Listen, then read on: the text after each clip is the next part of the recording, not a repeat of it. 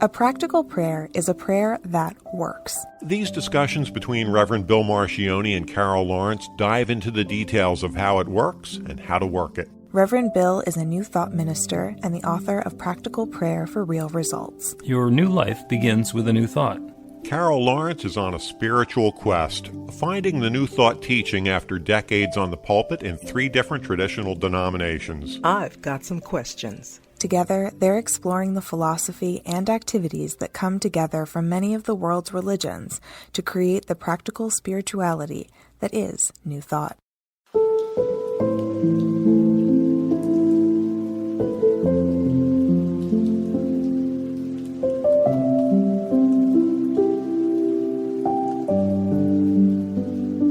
Welcome to the Practical Prayer Podcast. I'm Carol Lawrence, and I'm here with Reverend Dr. Bill Marcioni, and we're going to talk.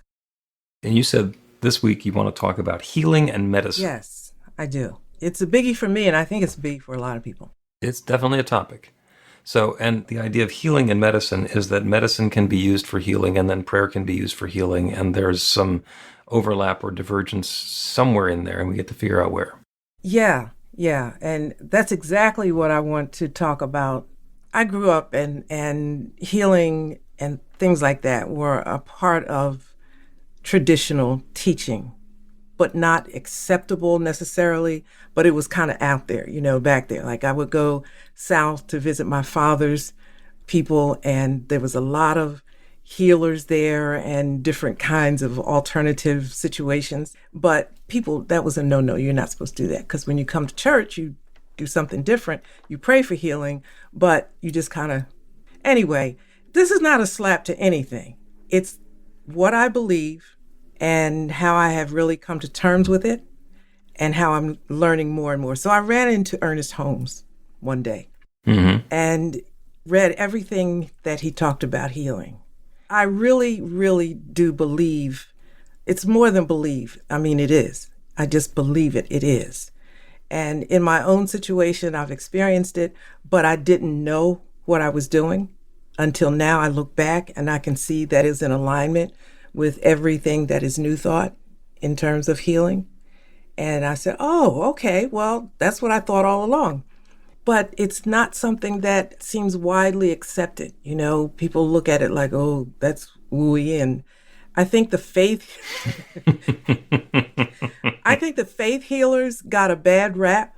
I'm going to say in the 60s and the 70s, around that time, they got a bad rap. I don't want to call any names because that would be not nice. But I think that they were right on. They were spot on with it, but they didn't give the whole information. You can't always do that. It's real, but it's more than just something you say. It's about believing, and it goes all in. Okay, and then the other part of this, and I'm trying to get it all in so that you can, because I know what you're doing. Like you're just putting it all in your head and you're going to come in, like, wow, the whole thing. So the other part... No pressure. Okay, so the other part of it is medicine. So when you talk about healing, faith healing, mental healing, that kind of thing, people think they're supposed to throw their medicine away. And that's not true. I don't see that, because I think that the medical profession is a gift. And there's a lot of things that come along with that gift. There's a lot of crap that comes along with it too. But I think in our meditation and so forth, we know how to separate the crap from what's real, I believe. So anyway, that's it. I want to talk about that. I want you to talk about it. So go. Okay. And of course, it's a rather broad topic, shall we say. So let's take it a piece at a time. Ernest Holmes. We'll go back to Ernest Holmes, who wrote the Science of Mind textbook, and he said there is nothing to be healed but truth to be revealed. Or healing is the revealing of the truth. And that's wonderful. But what about for somebody who's got an open wound? What does that mean, truth to be revealed? And what Holmes is talking about, big picture, is that there is one. Everything is God's love unfolding in its own way. And when we are experiencing discord or illness or injury or limitation or lack, it is because we are not in the awareness and the experience of that oneness.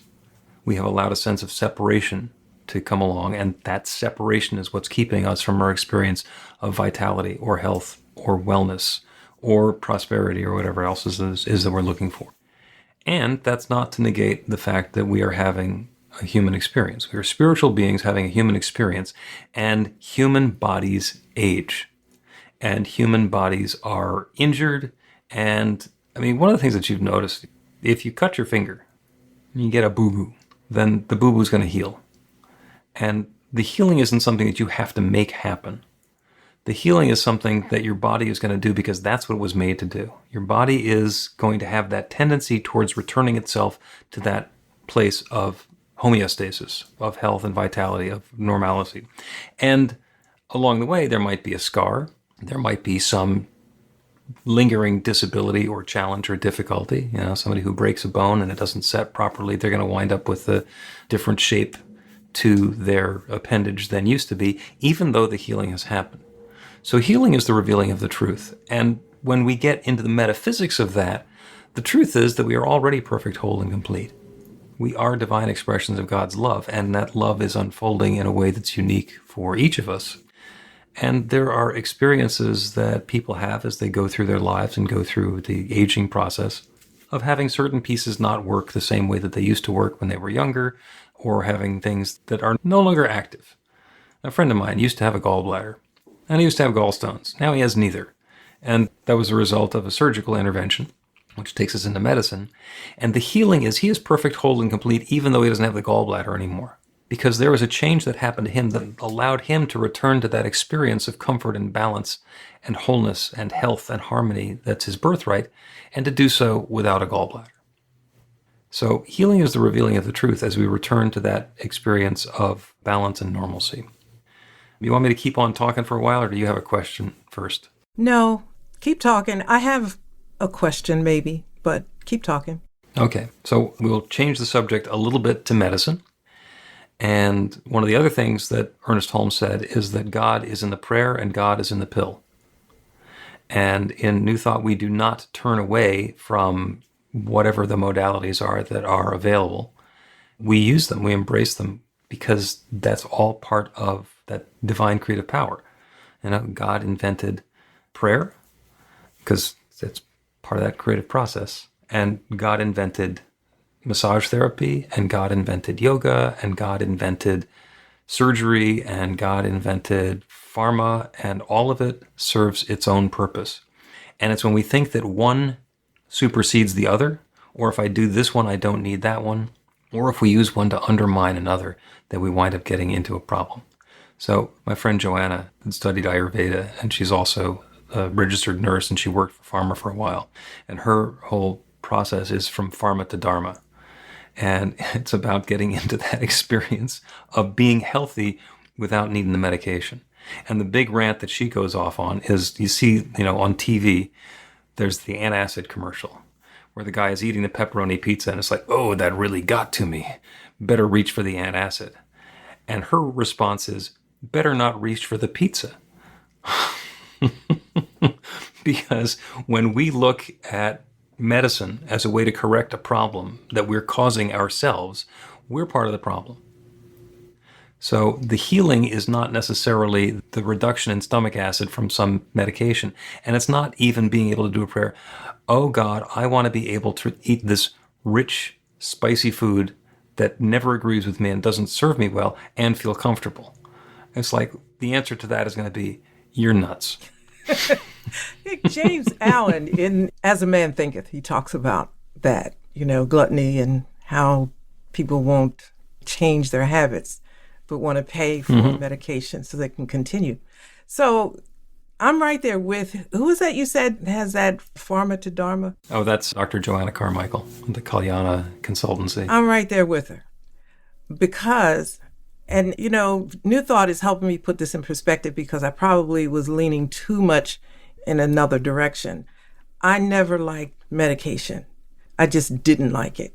And when you're young, you can say that kind of thing because nothing's happening to you, And so when you get a little older and stuff starts happening and creeping up, I would think, okay, wait a minute, I don't do this medication thing. And I'm looking at other people that are on like tons and tons of medication, and they're at the doctors every week, this doctor, that doctor. And I'm thinking, I am not going this way.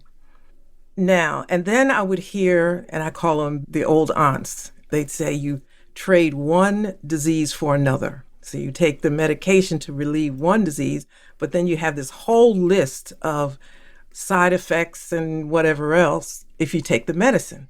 So when I had to take medicine, when I felt forced to, I'd weigh it out. Would I rather go with whatever this not feeling good is and take a chance on all these side effects?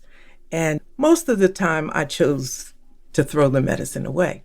But then again, let me say this, you're young and maybe not so young, and that's okay for a while. Here's what I'm getting at. I don't have a problem with medication. What I have a problem is over medication. And I'm wondering, I don't want you to talk about it because I already know what I believe, so I'm going to see if you change. So you're testing your belief on me? Yeah. All right. We are created, perfectly. Like, we create. And I think that if we are one with God, or, then we have to be in alignment and open ourselves to the healing that's there already, or the process of healing that is trying to take place without the intervention of a lot of stuff. In other words, I'm saying, give your body a chance. But this is not the time in history where we give our bodies a chance. It's like medication, fix. And the next thing you know, people are hooked on medication, blah, blah, blah. So where's all this come from? Okay, so I know what I thought, and then something that always happens, it's a good thing. Sometimes you get backed against the wall and you're faced with your own beliefs. Now what you gonna do?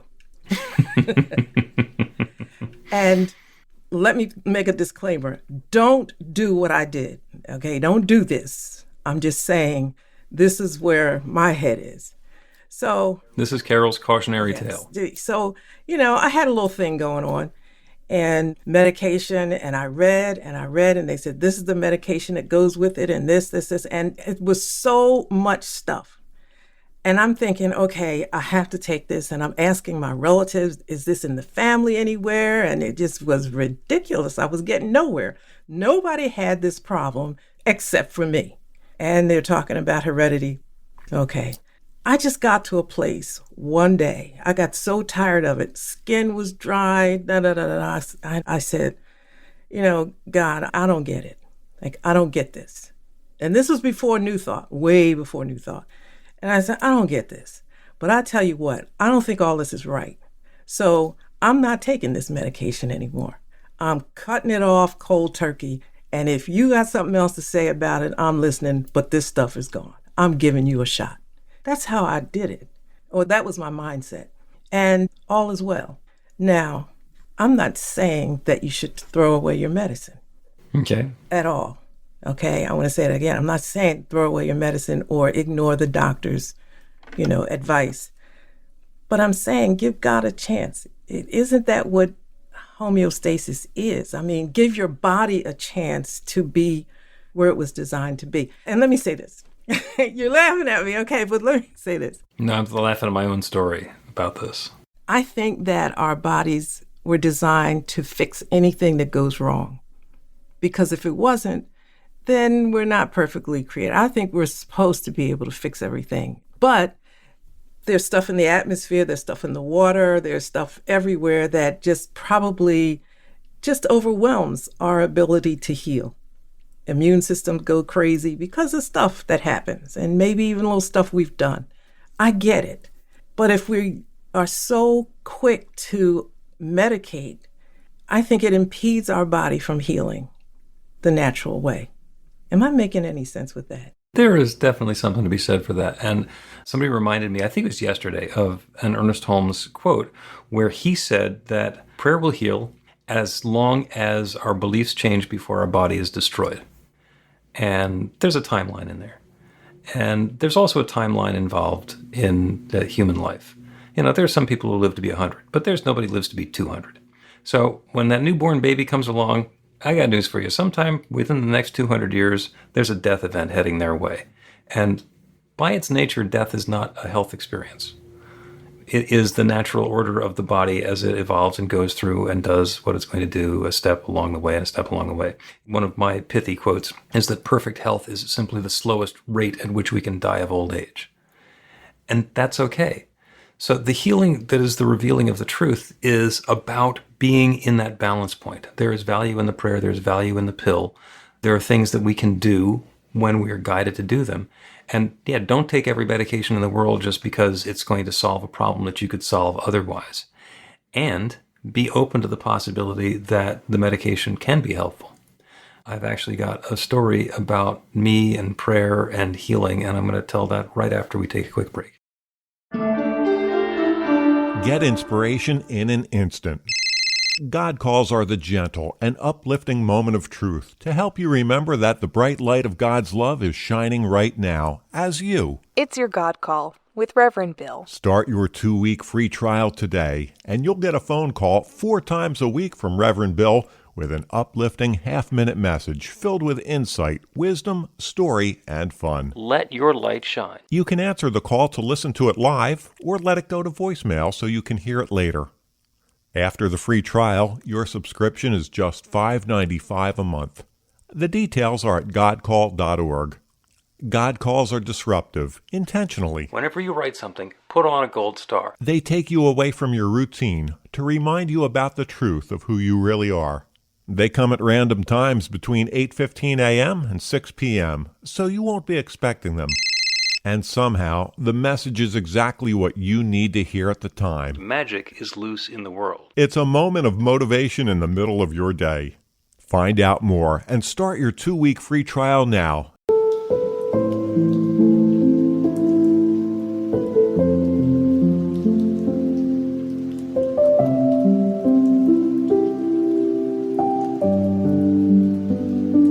Welcome back to the Practical Prayer Podcast. I'm Carol Lawrence here with Reverend Dr. Bill Marcioni, and we're going to continue. We're talking about healing and medicine, and I was going to tell you a story. And the story is about I had an issue some number of years ago with my complexion. My face started breaking out. And so big red marks, mostly on my forehead. And they didn't particularly hurt, but they were really unsightly. And so I did prayer about those resolving. And they would come and go a little bit, but it was really pronounced and it was completely obvious. And at the time I was seeing a homeopath. And so I saw the homeopath and he did all of his intake stuff and figured out what's going to happen and take a little tiny micro dose of this, that, or the other thing. And I did that and continued to do the prayer and nothing happened. And I was also seeing an Ayurvedic healer and she did Marma Point and suggested some supplements. And I continued to have the things in my complexion. And then I went and saw my dermatologist who's really good. He says, yeah, take this. And he gave me a really expensive antibiotic and he just gave me the samples. He says, by the time you're done with the samples, it'll be gone. And he was right. And it's still gone. So this was a circumstance where what my body needed was a little oomph, a little boost to get to the point where it could get that infection that had just been getting under my skin, so to speak, for as long as it had, and give my body that opportunity to let that clear out. And once it did, it didn't come back. And I think that was cleared up in like 2018 probably. And so that's an example where medical science can be very helpful. And I could continue taking the antibiotics, even though I don't have the issue anymore. But I don't want to do that either. I want to be able to use that in a way that's going to be helpful. One of the kids in my teen group, when he was younger, he had ADHD. And he would go to school and he'd come home and he couldn't do his homework, he couldn't focus, and he didn't know what was going on. And his parents, for years, didn't want to put him on meds. First of all, they didn't want to claim my kid has ADHD. And they also were concerned that once they started with the medication, they wouldn't be able to stop. We had a conversation. And when I took it to prayer, what I got was, this is just what always happens for him. He goes to school, he comes home, he can't focus, he goes through the process and he struggles. So with him, what's likely to happen is if you give him the medication, then he'll be freed from that cycle. And he'll be able to see and feel what it's like to not be locked into that. And so they put him on the meds, and some number of months later, they took him off the meds, and he's been fine ever since. And that's another example of how we can use medicine in conjunction with our spiritual work to allow that good to happen. Exactly. That's the point that I'm trying to get to. And thank you for that. It's not throwing the medication out or denying that there's any value in the medication, but bringing spirituality into it, bringing God into the mix so that I think you can get a fuller perspective. And you were spot on when you were talking about how you feel, giving yourself a chance to feel something else and understand that things can be another way. So, that goes with habits also. I don't want to stay with health. I don't want to go off. But it also goes with habits, with the way we're doing things. You end up in the same place all the time. So, yeah, I appreciate what you said about that. Yeah. You know what's something that you never see a church or a spiritual center? What's that? A helicopter pad in a trauma center. Because Western medicine is really good at that. If somebody has a broken bone, if somebody has arterial bleeding, if somebody has crushed organs, what you want to do is get them into Western medicine to the best possible trauma center you can find, because they're really good at dealing with that acute stuff. They're really good at dealing with the emergency that's right in front of them and being that transformative power to go from this is a life that's about to end to this is a life that's got some longevity in it. Doesn't mean you can't do the prayer along the way.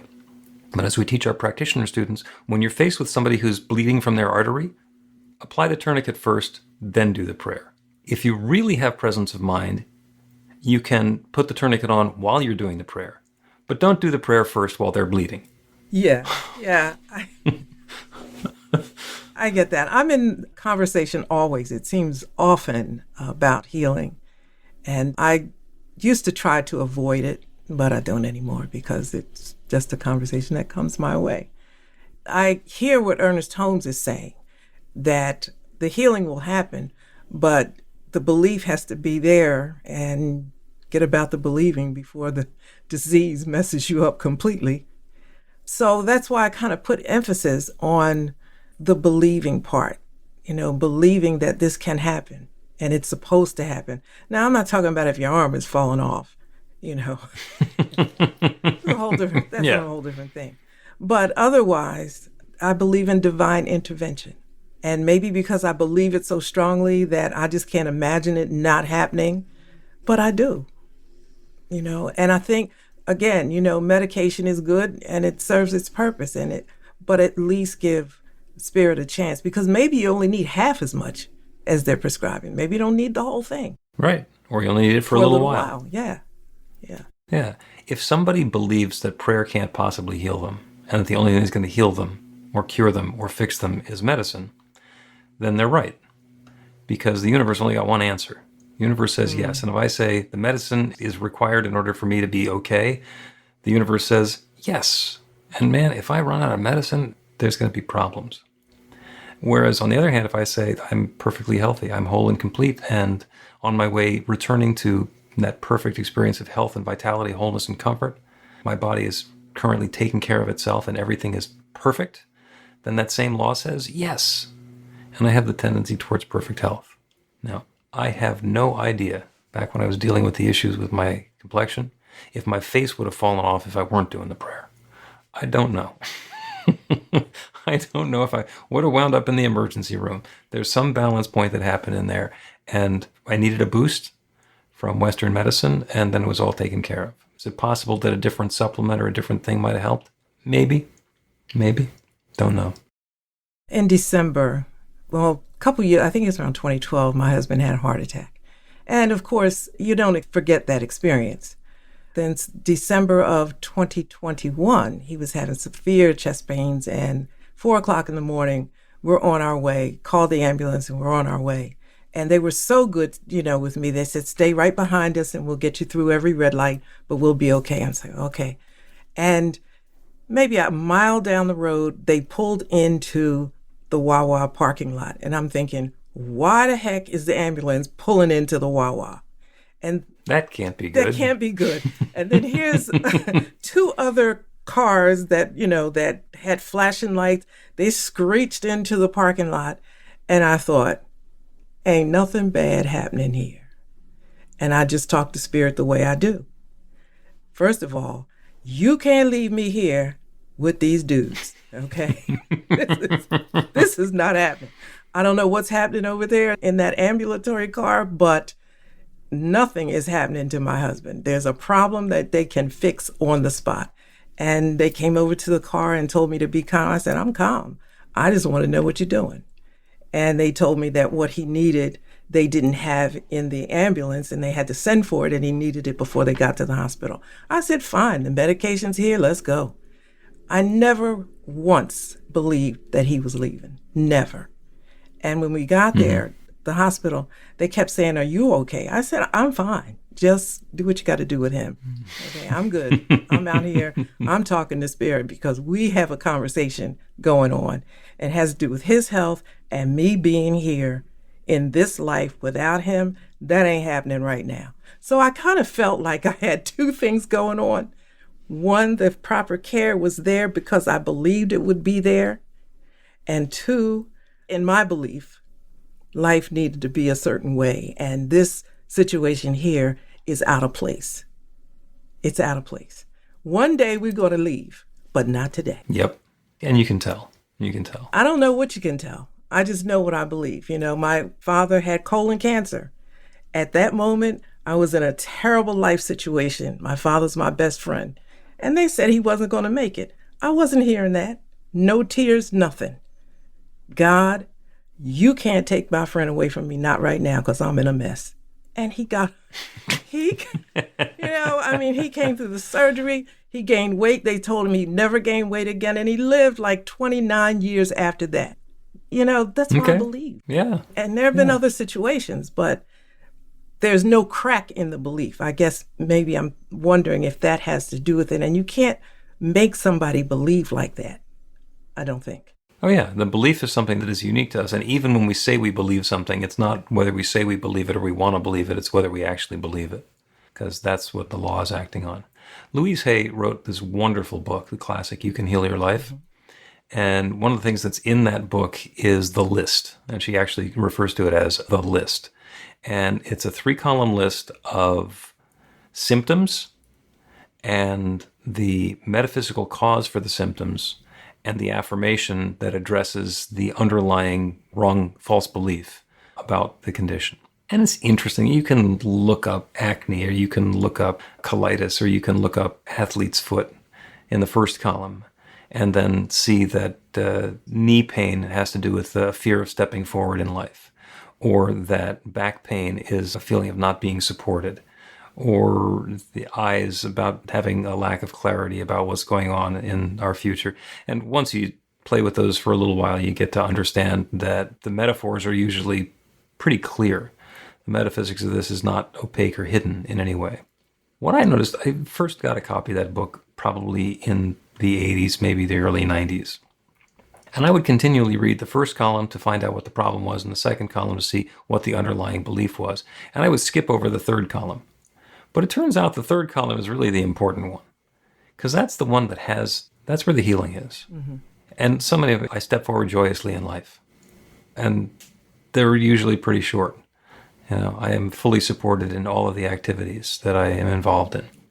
And they're really powerful. And when we take those and make them the nugget, the kernel that's inside of a practical prayer, there's tremendous power, because we're bringing that infinite creative power that creates everything to that affirmation and letting loose everything else, everything that's not like that. There is no need for foot pain when I can step joyously into life.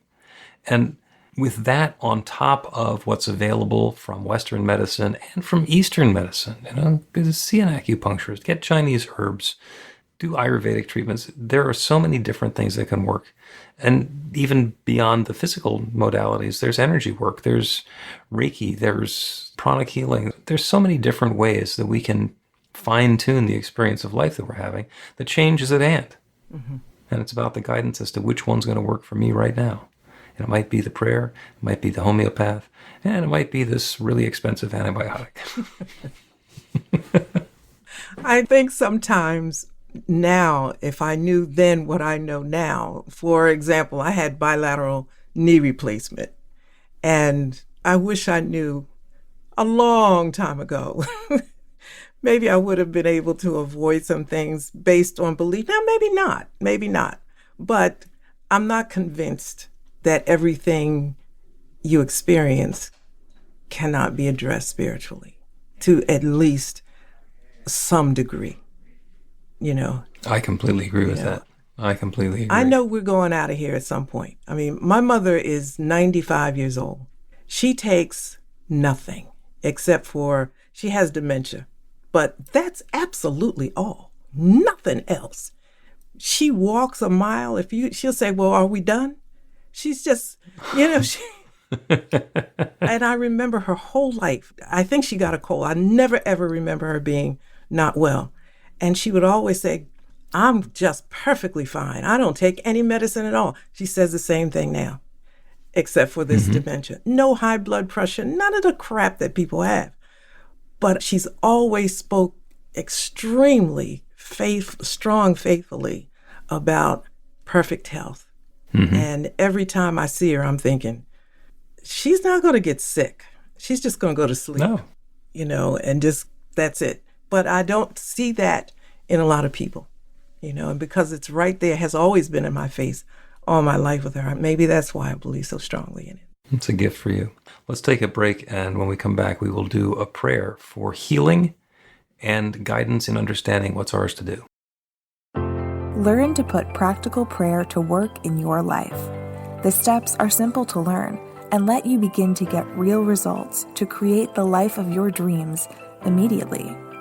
Reverend Bill Marcione's widely acclaimed book, Practical Prayer for Real Results, gives you a clear summary of the New Thought principles behind practical prayer and the series of easy-to-understand steps found in the most effective prayers from religions and spiritual practices all over the world and throughout history. Practical prayer is not a replacement for your religion or practice. It's a technique to make the work you do in consciousness even more effective. The book includes 40 prayers on various topics that you can adapt as needed and use as your own. Practical Prayer for Real Results is available in paperback, Kindle, and audiobook on Amazon or at b-the-light.com. That's b-the-light.com.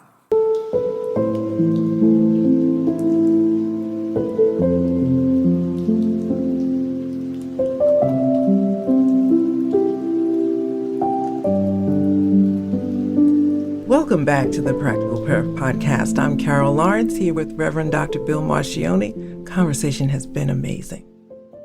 It has. This has been wonderful. Healing is the revealing of the truth. And the truth is that we are perfect, whole, and complete, and sometimes something gets out of whack. And it is our job to participate in whatever way is appropriate in re-whacking it. If that's a word. But you know what? I said a lot of stuff, right, about natural healing and all of that.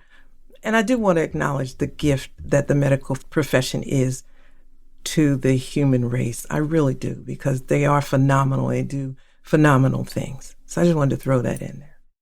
Oh, yeah. Well, I mean, you already said that, because here's the ambulance that has your husband, and they got another car coming over because they don't have the right stuff.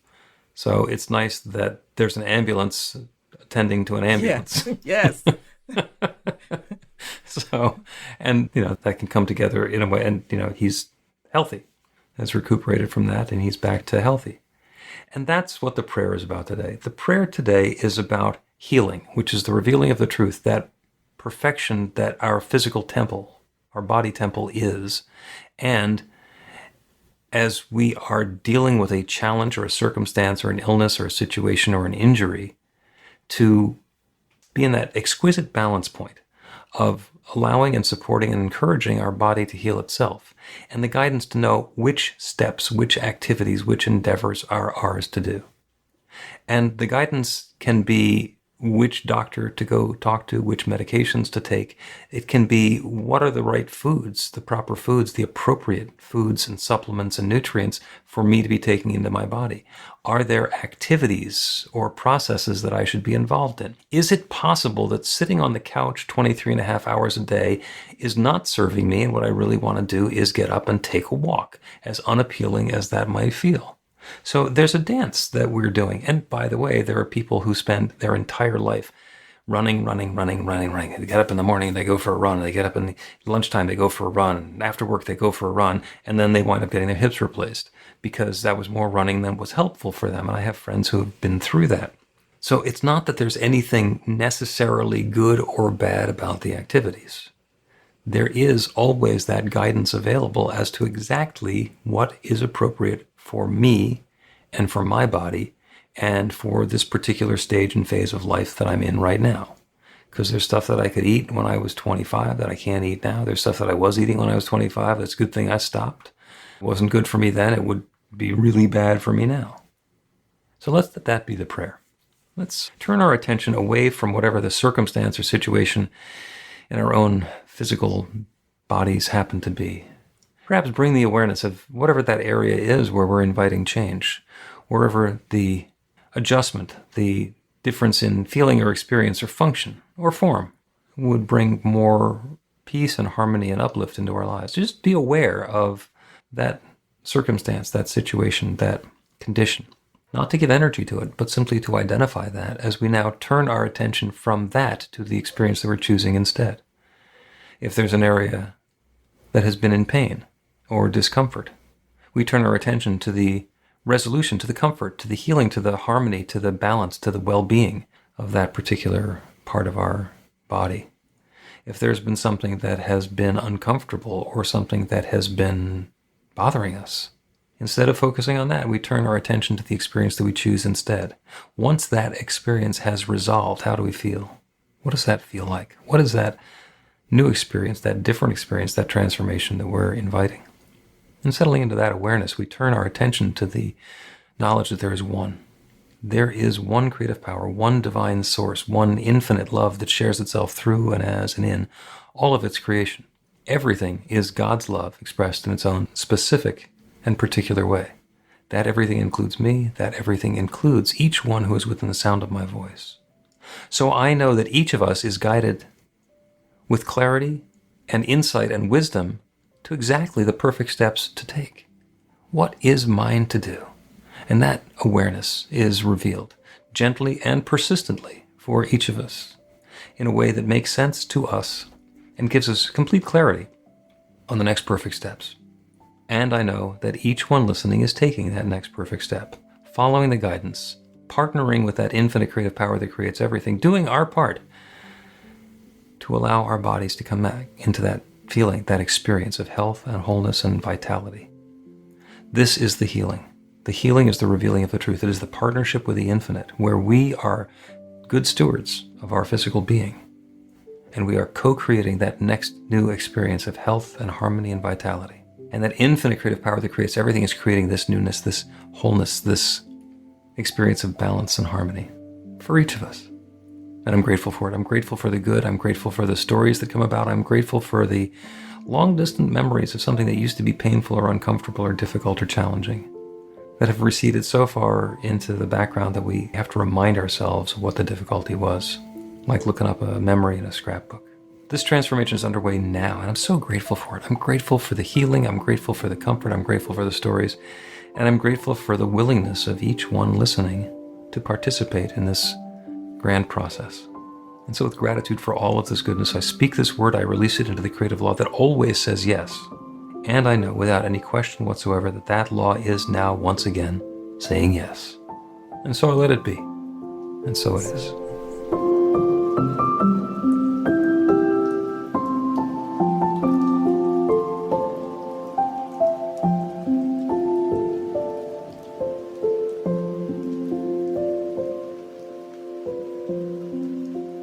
The Practical Prayer Podcast with Reverend Bill Marcioni and Carol Lawrence is a production of BeTheLight.com. be-the-light.com, where you can find more information about practical prayer for real results. Our theme is by Music of Wisdom.